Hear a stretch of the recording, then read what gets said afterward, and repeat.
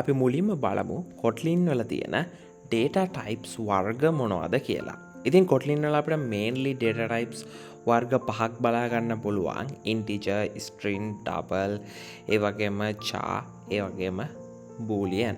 right. ඔය data වර්ග ටික තමයි අපිට බලා ගන්න පුළුවන් වෙන්නේ ගොඩක් languages වල. ඉතින් int ගත්තාම ඒකේ තව categories තියෙනවා. ඒ වගේම double ගත්තාම float double විදිහට වර්ග දෙකක් තියෙනවා. මේ වගේ පොඩි වෙනස්කම් තියෙනවා. ඒ ගැන අපි ඉස්සරහට කතා කරමු.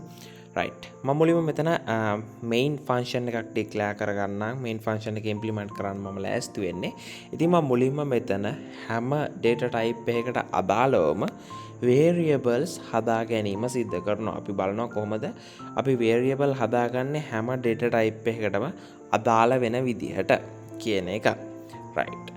ඒ වගේම මෙතනදී අපි මතක තියාගන්න ඕන වැදගත්ම දේ තමයි අපි C වලදී එමන් නැත්නම් C++ වලදී වගේ නෙවෙයි මේකේ data type එකේ පළවෙනි අකුර පළවෙනි letter එක අනිවාර්යයෙන්ම capital වෙන්න ඕනේ මේ data type එක අපි මෙතන declare කරනකොට. right. int එකේ i අකුර capital වෙන්නම ඕනේ. right. ඊළඟට මම මෙතන හදා ගන්නම් තව variable එකක් space එකක් තියෙනවා හැම string double dot තිබ්බා capital S එක string යාගේ data type එක සමානයි. හරි. මම මෙතන මගේ name එක දාගන්නවා නිසල් කියලා. ඔය විදිහට මම අනිත් data type වර්ග වලනුත් මේ විදිහට variables හදා ගන්නවා මෙතන.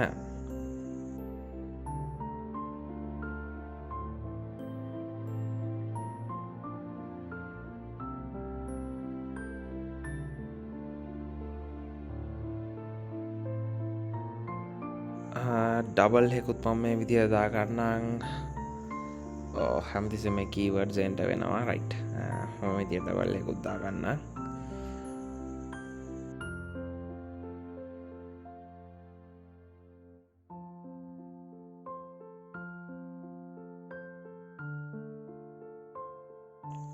ඊට පස්සේ char එකක්, char කියන්නේ character එකක්. මම මේ විදිහට letter එකකුත් දාගන්නම්කෝ. ඒ letter අපි ඒ දාගමු capital A. right. ඊට පස්සේ අපි තව එකක් අපිට ඉතුරුලා තියෙන්නේ. ඒක boolean dot capital B එක boolean data type එක. ඊට පස්සේ අපි දාගමු මේක true කියලා දාගමු අපි. right. මෙතන quotation එන්නේ නැහැ. right. හරි. අපි මෙතන declare කරගමු true කියන එක. right. ඉතින් ඔන්න ඔය විදිහට තමයි අපිට data type එකත් එක්ක variable declare කරගන්න වෙන්නේ.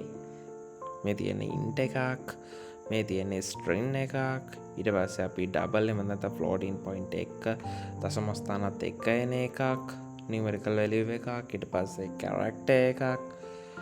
right. ඊට පස්සේ boolean එකක්. right. ඔන්න ඔය ටික තමයි අපිට data types යටතේ කතා කරන්න තියෙන්නේ. ඉතින් අපි කිව්වා කලින් වගේම int වල තවත් වර්ග කීපයක් තියෙනවා. ඒ වගේම double වල තවත් වර්ග කීපයක් තියෙනවා. මේ වගේ වෙනස්කම් අපි වෙනම කතා කරමු. මේවා එච්චර ලොකුවටම අපිට වැදගත් වෙන දේවල් නෙවෙයි. හැබැයි මේවා බේසික් දේවල් අපි මේවා දැනගන්න ඕනේ. right. ඔයාලා මෙහෙම කරන්න. ඔයාලා මේ වගේ වෙනස්කම් ටික හොයන්න. දැන් search කරලා හොයන්න. පල්ලෙහා කමෙන්ට් සෙක්ෂන් එක ඔයාලට විවෘතයිනේ. ඔයාලා මේවා හොයලා අනිත් අය දැනගන්න පල්ලෙහෙන් කමෙන්ට් කරන්න.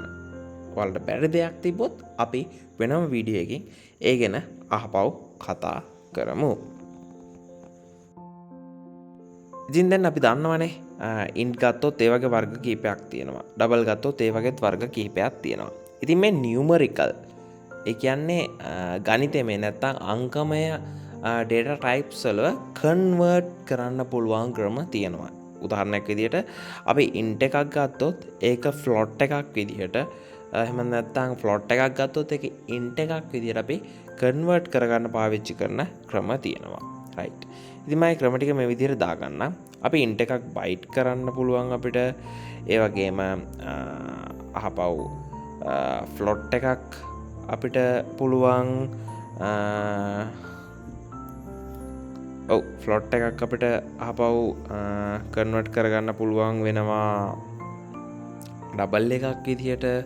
එමන් නැත්තම් අපිට කෙලින්ම ඉන්ට් එකක් ඩබල් කරගන්න මේ වගේ මේ නියුමරිකල් වැලියුස් එමන් නැත්තම් අංකමය වැලියුස් අතර කන්වර්ට් කර ගැනීම කරන්නේ කොහොමද? මේ ගැන තමයි දැන් අපි ඊළඟට කතා කරන්න යන්නේ.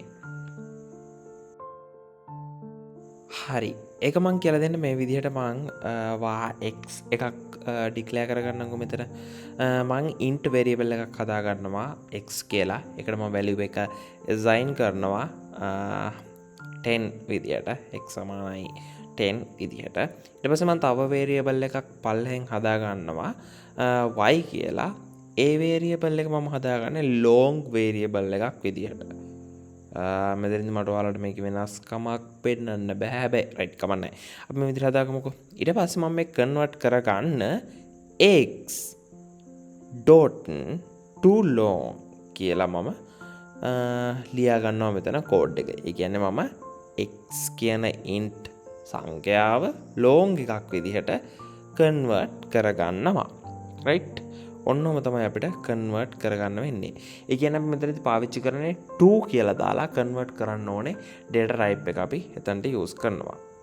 පුංචි එකක් ආවා right. මෙහෙම කරමුකෝ. මම උඩ තියෙන දේවල් ටික අයින් කරගන්නම්. right.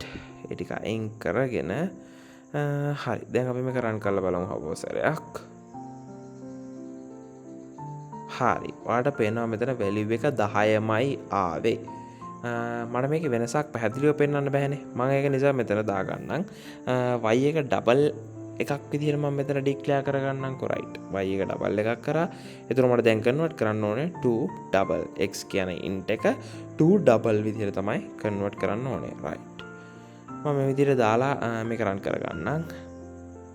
ඔයාලට පේනවා මෙතනදී දශම ස්ථානයක් මේකට ඇඩ් වෙලා තියෙනවා. ඒ කියන්නේ int එක ඩබල් එකක් විදිහට කන්වර්ට් වෙලා තියෙනවා. ඉතින් ඔන්න ඔය විදිහට තමයි අපි data types අතර convert numerical data types අතර convert කරගන්නේ මේ variables. ඉතින් ඒ වගේම මේ to double to int to long මෙන්න මේ වගේ ඔයාට පාවිච්චි කරන්න පුළුවන් keywords ටිකත් මම පල්ලෙහායින් comment එකක් විදිහට add කරගන්නම් මේ වීඩියෝ එකට. right. ඉතින් මම පල්ලෙහාට මේ විදිහට add කරගත්තා ඔයාලට මේ convert කරගන්න අවශ්‍ය වෙන keywords ටික. ඉතින් අද වීඩියෝ එකෙන් අපි කතා කරා Kotlin වල තියෙන data types ගැන. ඒ වගේම ඒ data types පාවිච්චි කරලා අපි කොහොමද variable එකක් declare කරන්න කියන එක ගැන. ඒ වගේම මේ variables අතර එහෙම නැත්නම් ඒ විදිහට data types පාවිච්චි කරලා කරපු variables තවත් variable එක data type එක අපි තුමුකෝ මම හිතනවා ඔයාලට පැහැදිලි data type convert කරගන්නේ කොහොමද කියන එක ගැන අපි කතා කරා මේ වීඩියෝ එකෙන්.